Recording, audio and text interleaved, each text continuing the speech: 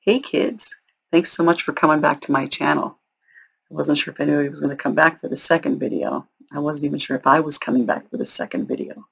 That video last week, holy shit, that was brutal. It was long and brutal. It was an hour and a half long. Personally, when I watch crime videos, I love the longer ones. Not everybody feels that way, so maybe that one was a little long, maybe not. I am going to try to do a few different things. I had said that we were going to do this about all the details. Unfortunately, maybe that's not a great idea. Maybe we don't need so many where it's going to drag out to a 5-hour video. Not everybody has that much time. Again, if that's what you prefer, tell me down the bottom there. I will do that. We are going to start a couple different series. Tonight's story is part of the Second Chance series, which is people who get a second chance and screw that up too. We're going to have the wood chipper bait series, which is my favorite because I love throwing criminals in the wood chipper. That's my thing. There's going to be, we're going to come up with a few more things as well. I'm going to do these videos a little bit shorter. I was just ridiculously looking up so much shit that I almost showed you a picture of this guy's tonight's mother. Like, why would I do that? But anyway, a few things, though. I was told, I got some bad feedback by some friends. I was told that in real life, I am chatty, I'm a talker, I'm opinionated, I'm a cursor. I curse. I make a drunken sailor look like like a Catholic schoolgirl. My language is terrible. But apparently they like that. So I'm going to try to be more myself. I'm going to try to um, express myself more. If it gets to be too much, don't hesitate to tell me. I will calm it down. If it's not enough, tell me. I will boost it up. Whatever you need to do. All right. So one more thing. This. See this here? That's resting bitch face. Yes, it's real, and I have it. No, I am not mad all the time. I'm hardly ever mad. But this looks like I'm always mad. I'm just sitting around. I could be sitting around thinking about flowers and bumblebees and puppies, and I'll be doing this. No, I don't get it either. But that's what it is. So let's jump into tonight's story. I know I'm stuttering tonight. It's been a hell of a long day. And I've already started this video like 15 times, and I'm not starting it again. Okay, so here we go. Tonight's video is about a gentleman named Matthew Quintiliano. And when I say gentleman, I'm using that freely, extra freely, because the guy was not a gentleman. He was anything but. Okay. Matthew was born in 1937. He was born to Daniel and Adeline Quintiliano. He was born in Fairfield, I think it was Fairfield County, Connecticut in the United States. Again, I said he was 1937. He was athletic, handsome, charming all through high school. He talked a great game. He was goal-oriented. He was very possession-oriented. He wanted great things. And what he liked the most about everything was himself. Out of everything in the world, he was his favorite thing. He felt that he deserved the best of everything. He deserved, and that's a great way to feel if you're going to earn it honestly and not be a dick. Okay, that was not his intention. But anyway, I don't want to jump ahead of myself. Matthew he graduated high school. In 1958, he was hired as a special police officer. Um, at first I thought, special? And then it was like, and then I'm thinking, is it a detective but then I see that later on down the line, he's promoted to patrolman. So it must have been like, I don't know, junior policeman or something. I don't know.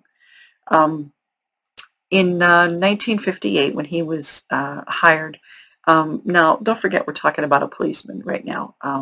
He met a girl who was still in high school. Her name was Mary Ann Gabor. Now, Mary Ann Gabor was born on August 12th. They're saying in the ancestry and stuff that she was born in 1937. She was not.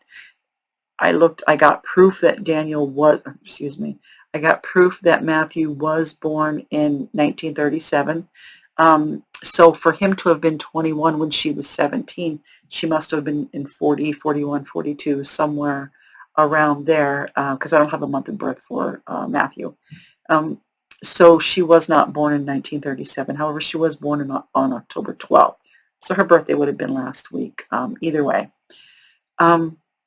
But while she was in high school, he just decided that this was the girl he wanted, and he incessantly stalked her. I read two different theories. One was that he stalked her, and one was that it was just, he just pestered her, had a crush, he pestered her. But again, we're talking about a police officer and a 17-year-old girl. This is not today where 13-year-old girls are acting like 17-year-old girls. This was in 1961, where 17-year-old girls were young girls. They were just young ladies. So I don't know if he bullied her into this relationship or he wore her down, which is what her sister said. Um, but she did finally agree to go out with him. Now, she had told someone that she agreed to go out with him so he would stop bothering her. Now, as you see his behavior later on in this story, you'll understand why I'm asking these questions. Did he bully her into this relationship, and did he bully her to stay in it? As soon as she got out of high school in 1961, they got married. So, I mean, I don't know if they actually went from him just bothering her to her falling madly in love and wanting to get married, but that's what happened. So in 1961, after she graduated, they got married, and Matthew was promoted to patrolman in the Stratford Police Department. Marianne got a job as a clerk in the outpatient department of, I believe it was called Bridgeport or Bridgefield State Hospital. I think Bridgeport State Hospital. Anyway, their marriage was not good from the beginning.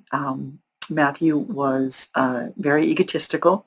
He felt that he deserved the best of everything, and he would do whatever it took to get it. Now, Marianne had not come from a poor family. Um, it didn't say much about her assets until later on. It never described them, and I didn't look it up because I didn't want to.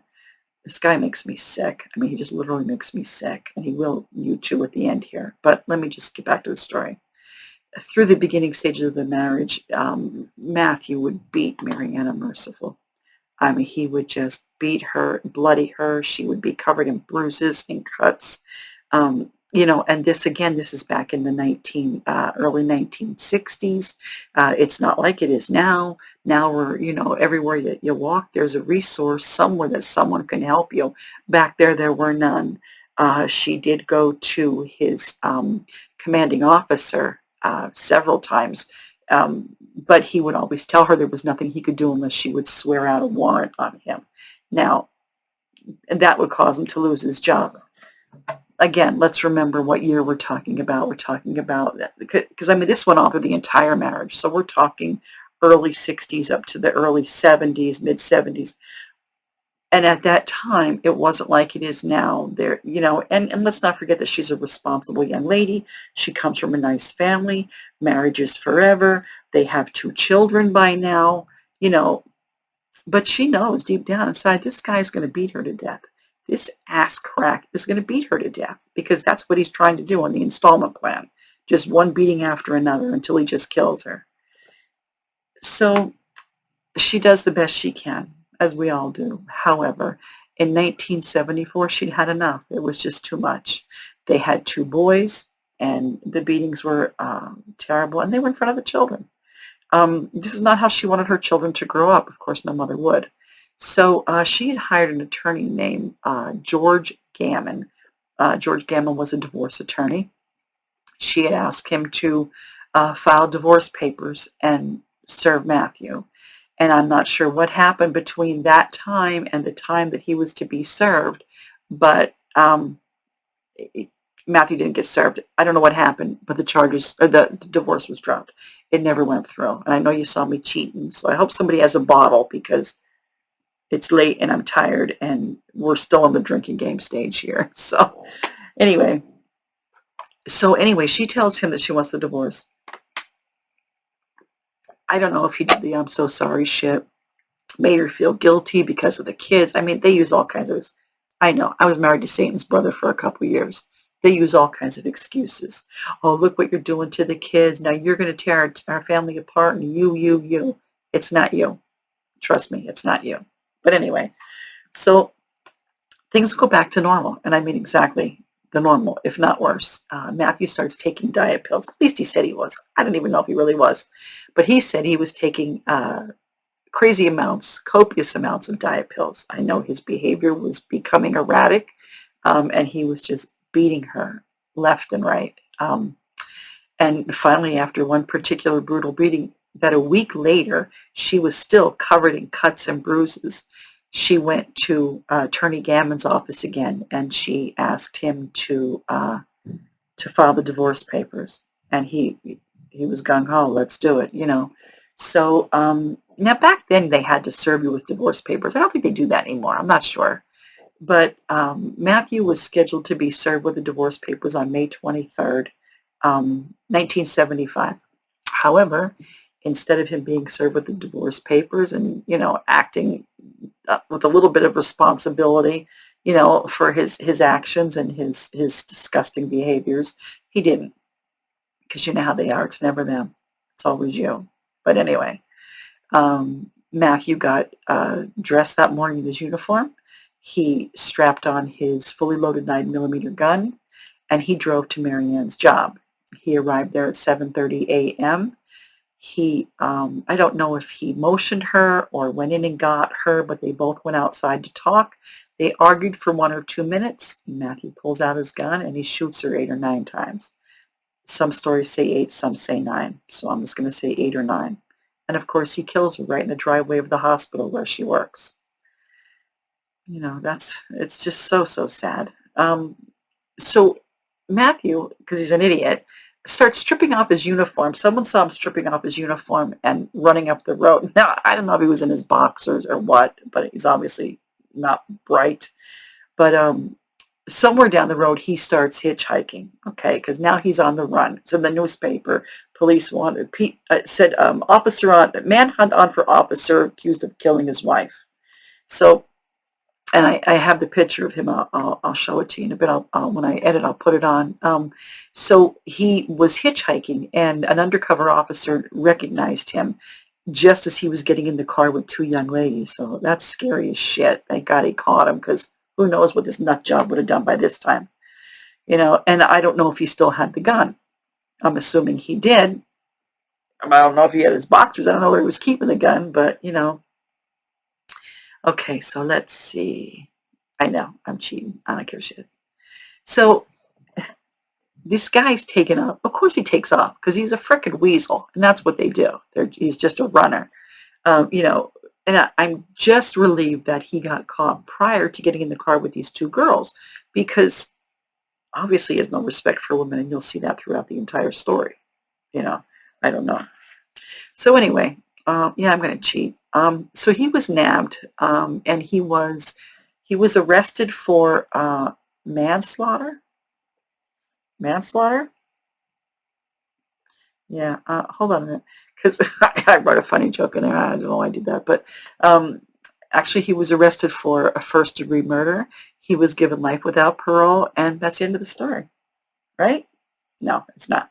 It's nowhere near the end of the story. It's not even near the middle of the story. He was not charged with premeditated murder. He was charged with manslaughter. Yeah, manslaughter. Now, he was put into the Fairfield Hills State Hospital. He was on $10,000 bond, and they were pending the outcome of the tests. I don't know what tests they were talking about. All right. Let's define manslaughter, shall we? Okay. Manslaughter, I'm going to read this, is the unlawful killing of a human being without express or implied malice. What the fuck? Okay, let's define malice, shall we? Malice, the intention or desire to do, the intention or desire to do evil, ill will, or as I call it, charging to your wife's office, shooting her 8 or 9 times and killing her. There's a little bit of malice in there somewhere, am I right? Okay. Let's see. Now, also, I do want to point out again the year. That those back in the early 70s and stuff, you know, the thin blue line was not thin. It was huge. Policemen were pretty much untouchable. You know, you never heard of anything like you hear now. You know, they didn't hide what they did. They pretty much had, you know, permission to do anything. You know, um, Marianne's attorney, Attorney Gammon, had very vocally criticized the police department for not doing anything the multiple times that she had reported it. I don't believe she was the only one who reported it. I believe other people reported it. And at the same time, Matthew also had several instances within the police department that he was still not even investigated for. Like they didn't do anything with him. He wasn't charged with anything. You know, he never even made they never even made an effort to help her. Um, Now, he had to be a dick all the way around because 14 years and never got past patrolman. Come on, you know? So anyway, I know I'm cheating. He seemed to get away with everything he did. Honestly, it just pisses me off. Matthew also had two brothers. They were younger brothers. One was Tony. Tony was very successful. Tony he was successful in the Marines. He was successful police officer. He did many good things for his community. He started diversity programs. He started Italian Sons programs. He did many things, and he was very well respected. As a matter of fact, in 1971, he was named Officer of the Year. There was a second brother. They were both younger. I believe they were born in 45 and 47, respectively.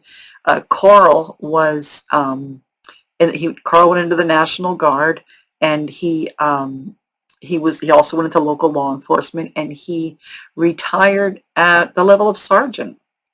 Now, according to the information that I read, they both actually changed their last names. Um, you know, I can't say as I blame him. I mean, how many Officer Quintilianos would there be? And, you know, you don't want to get mixed up with the other one. Now, you have to wonder, was Matthew protected by these guys? Probably. Would you protect your sibling? Hell yeah, I would the first time. The second time, no, I'd change my name and move away. So, I mean, I get it. I'm not going to criticize everyone. Again, they did change their last names. I am not going to spit them out there because I just don't think it's right. It's not important, and it's super easy to find the information and then put it all together if you want to do it. I mean, that's what I did, you know. So anyway, we have Matt at the state facility, okay, $10,000 bond, and he's released. I guess the test came back okay. I don't know. Now, let me just say one thing. Have you ever heard of the McNaughton rules? McNaughton rule is, and I'm going to read this. In 1943, Daniel McNaughton, trying to shoot the prime minister, misses the prime minister and hits the secretary. And this poor secretary guy dies a couple days later. Okay, now the story's missing somewhere about where he's crazy in here because that sounds like a manslaughter charge, right? Because there was no malice. He wasn't trying to kill this guy. He was trying to kill the other guy. But anyway, so this was the first time that a case had been when someone had tried to claim that they were insane when they did the act. Now, in order for you to be insane, you have to be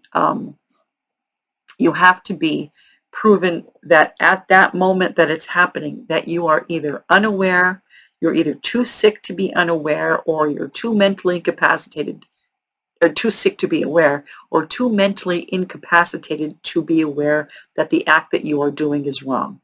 Okay? That sounds like Matt, right? Am I right? No, I'm not right. So anyway, this is what we have. In short, the McNaughton rule tests to see if you were sane at the time that you committed the act. Do you think Matt was insane? Oh, let me tell you a quick secret. I know I cheated. The easiest way to screw up the McNaughton defense, run. If they see you running, then you know you did something wrong, right? Don't run. If I ever do something like that, listen, I'm never going to run. Right away, you don't run. I'm just going to stand there. I'm going to start flinging poo around like a baby monkey and telling everybody the trees told me to do it. That's what I'm going to do. Hopefully it never comes to that. But anyway, Running is the number one cause of not being able to use this defense. And actually, you have to get permission to use this defense. I didn't really go into all that, but most people don't get it. I don't know how this ass crack got to use it. I mean, I don't. It's ridiculous. But let me tell you, let me tell you what they did. Here's what he claimed. I know I'm cheating. I don't care. He claimed that he was insane due to his heavy usage of diet pills. They called it amphetamine psychosis. That sounds dumb as shit, right? Hmm. Sounds ridiculous, am I right? No, I'm not, because the shit worked like a frickin' charm. Yeah, it worked.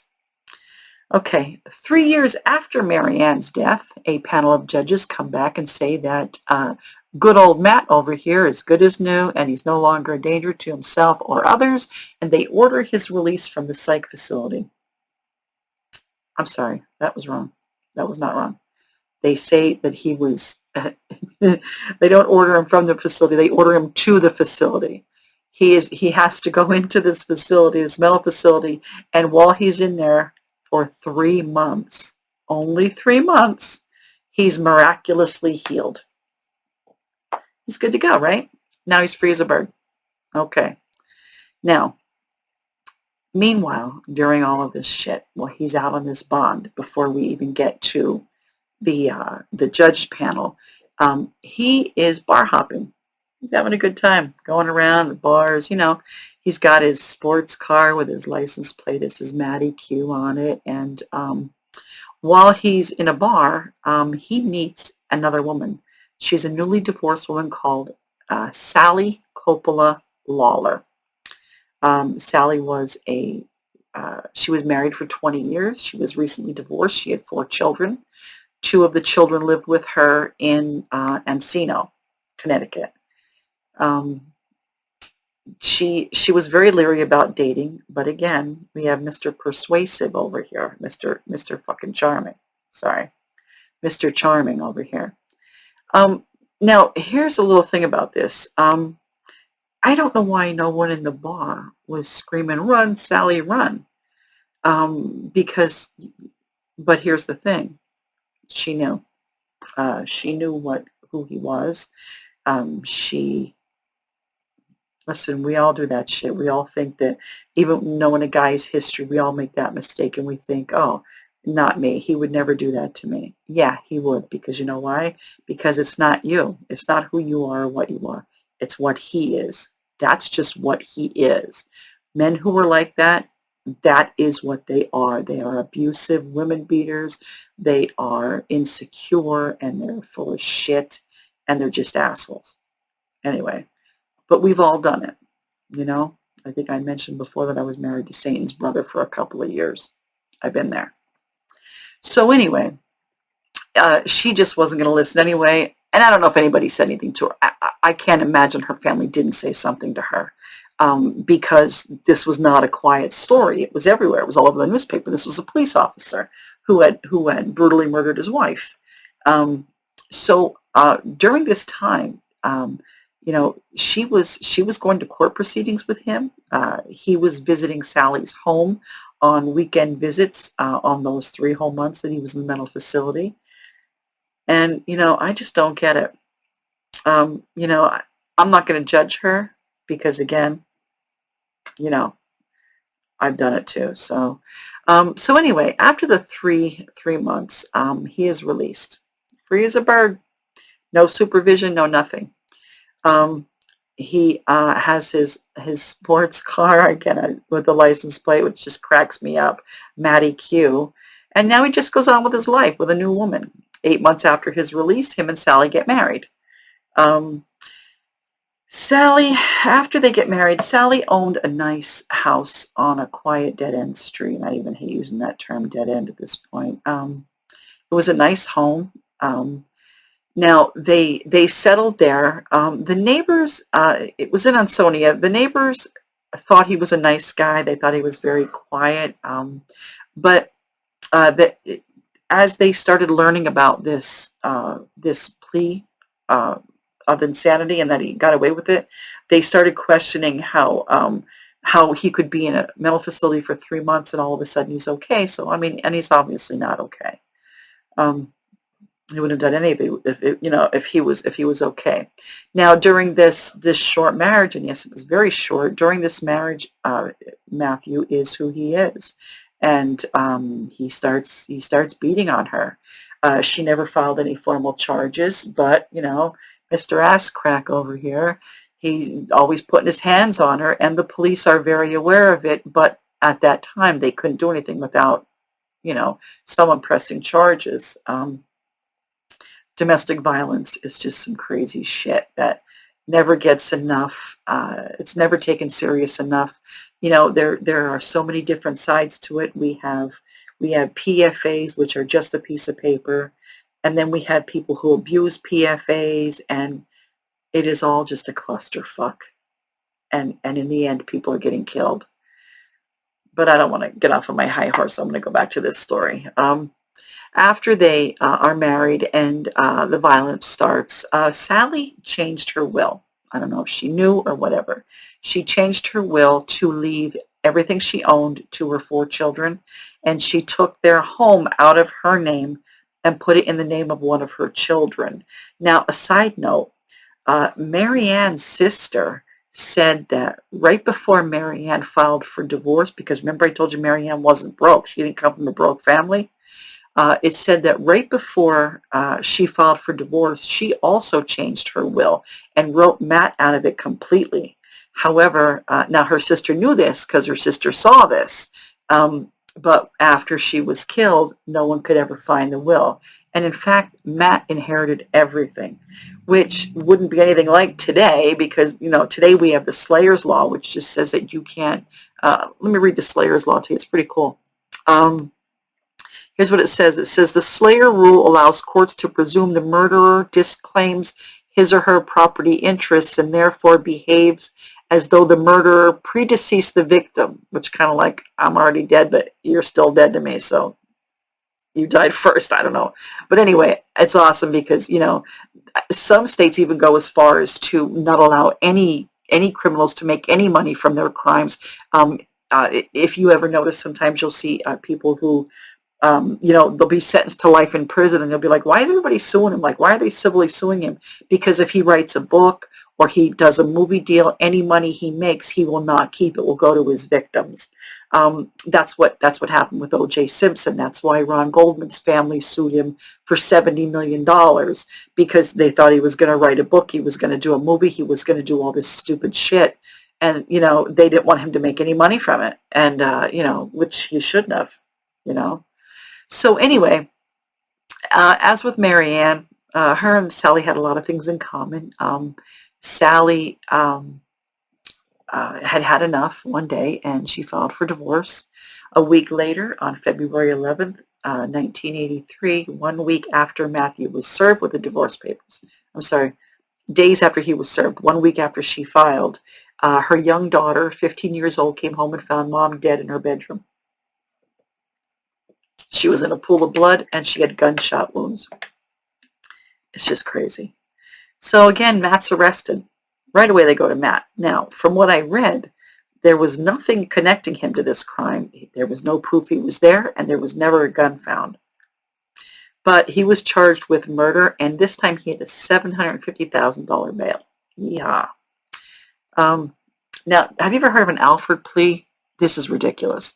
An Alford plea is actually, it's when you don't plead guilty. You never have to confess your guilt. An Alford plea is when you tell them, I'm not guilty, but I know that the prosecutor has enough evidence that I could not dispute, that I could be convicted on. So you're admitting that you can be convicted, but you're never going to admit your guilt. So that's an Alford plea. Okay. Now, this dickbag gets an Alford plea. Actually, in West Virginia, I believe it's called a Kennedy plea. If you're from West Virginia, then that's what it is. It's the same as a Kennedy plea. This is what this jackass gets. But I don't know if you know how plea bargains work or how the justice system works or anything. But in the United States, the first thing they do is try to get a plea bargain. It makes it easier for everybody. You'll notice that when someone is arrested, they're arrested with a list of charges as long as their arm, okay? and then when they go to court, it's dropped down to 1 or 2 charges. And they do that. They will charge them with so many things so that they have leeway and they have, you know, something to play with and to bargain with. It's all a bargain. The whole thing is just a bargain. There are different reasons for it. Sometimes it's just to clear out the case log. Sometimes it's just to move things forward. Some prosecutors, we had one here in the county here. They make crazy deals with pedophiles all the time here. I don't understand it. One guy just had he had 500 counts of child pornography. His maximum sentence could have been 3,500 years. 3,500, and they gave him like 3 to 12 months or something at the county prison. 3,500 years down to a matter of months. I mean, these plea bargains are ridiculous, but you have to remember that when the plea goes through, that is considered a conviction for the prosecutor, and prosecutors with very extremely high conviction rates, they can run for office. That's like extra candy in your Halloween bag to get a high conviction rate. So that's what they do.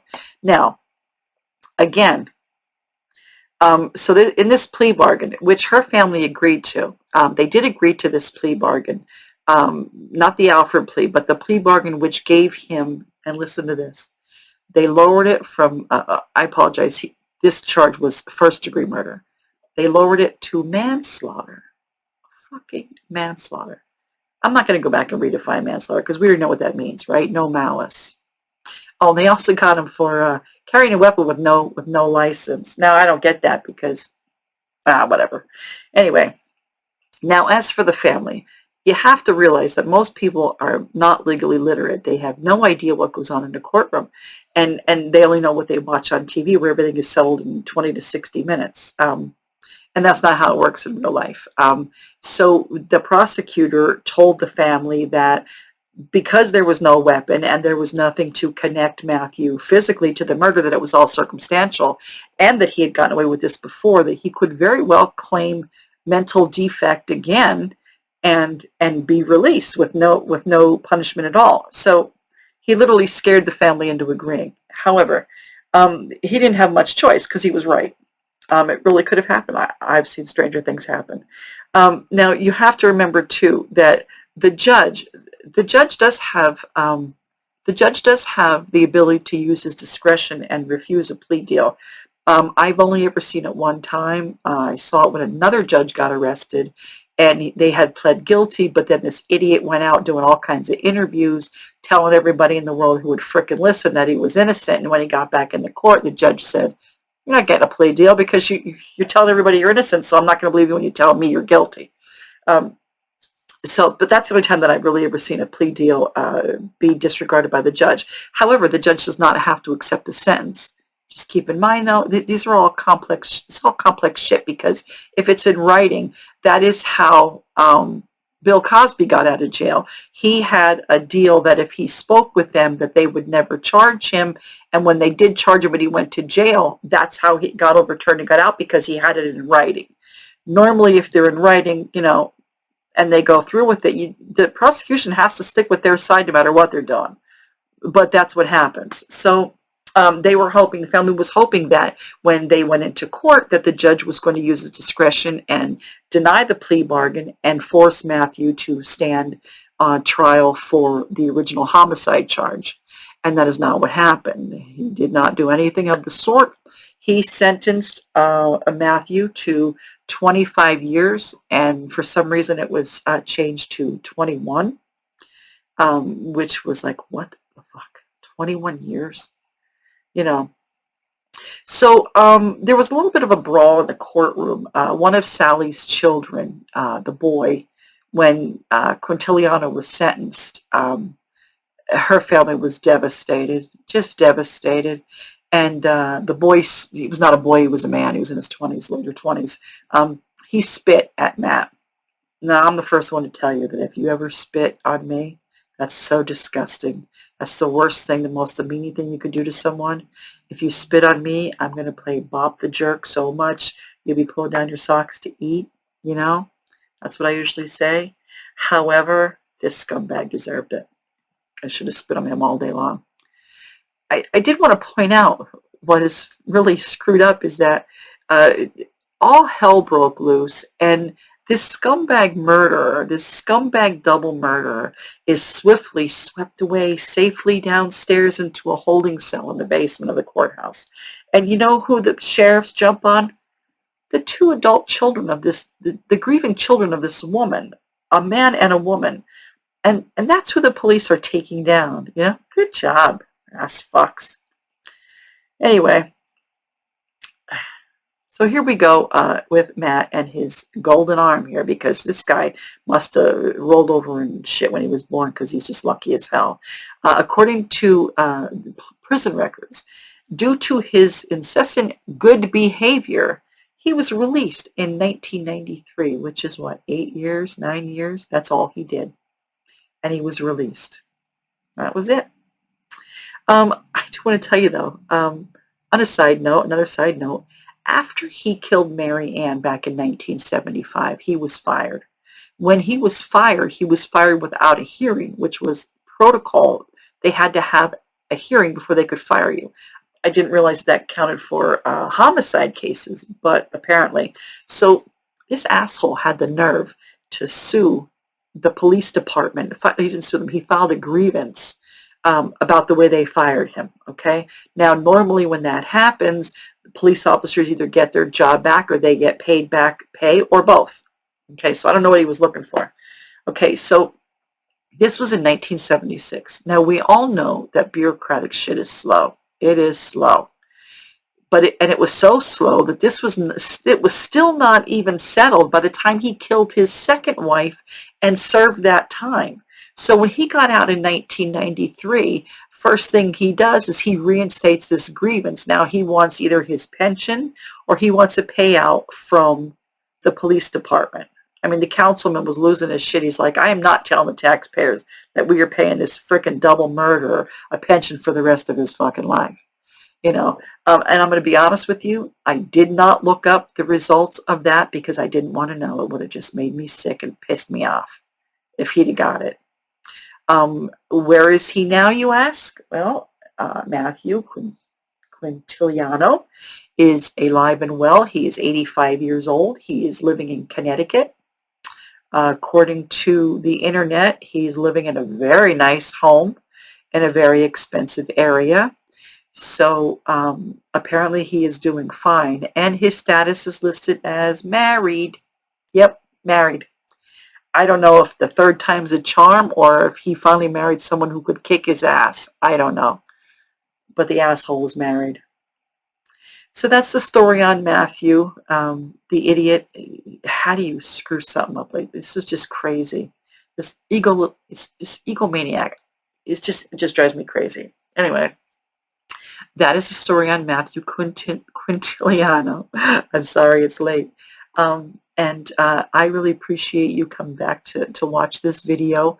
Please leave your comments at the bottom there and let me know what you're thinking. Please hit the like and subscribe. And hopefully I'll see you again soon. I have another story coming tomorrow. Another second chance. Although, I'm going to be honest, all these second chance assholes should also be wood chipper bait, because I'd have stuck this guy in the wood chipper like 3 times by now. All right, guys, have a great night. I'll see you soon. Bye.